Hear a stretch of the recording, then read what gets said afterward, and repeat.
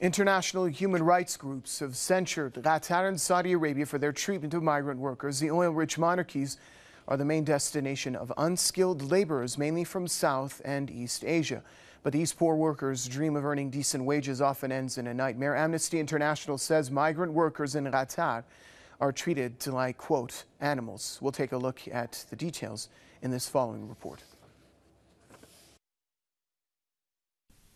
International advocacy groups have been working tirelessly for years to bring attention to the plight of migrant workers in Persian Gulf Arab monarchies. Saudi Arabia, Qatar, Bahrain, and the United Arab Emirates are all accused of treating foreign workers like slaves in ordinary circumstances, and even when they are involved in multi-million-dollar public relations projects. And now Amnesty International has published a new report criticizing the conditions of workers preparing venues for the 2022 World Cup in Qatar. The report details non-payment of wages, harsh working conditions, and poor standards of accommodation.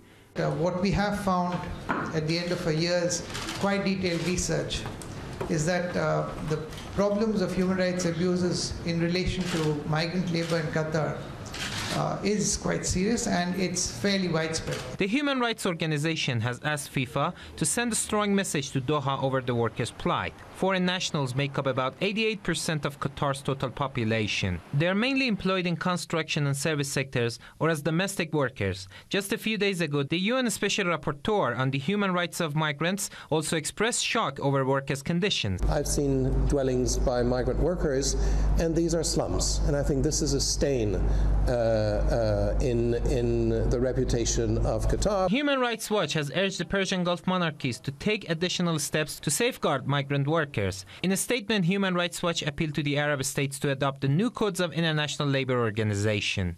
But paradoxically, Saudi Arabia is currently conducting a brutal crackdown on undocumented workers. Several people, including 3 Ethiopians, have been killed, and hundreds of others have been arrested since the kingdom launched a visa crackdown 2 weeks ago. Hundreds of thousands of Bangladeshis, Indians, Filipinos, Nepalese, Pakistanis, and Yemenis have already left the kingdom out of fear. Their passports are confiscated.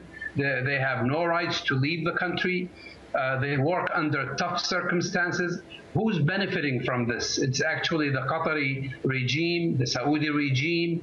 The brutal treatment of migrants is nothing new in Saudi Arabia or the neighboring absolute monarchies. Slave-like conditions for both male and female workers are well documented. Unfortunately, the latest reports and condemnations by human rights groups will probably fall on deaf ears in the Arab regimes, which are infamous for their repression of their own people who are demanding freedom and justice.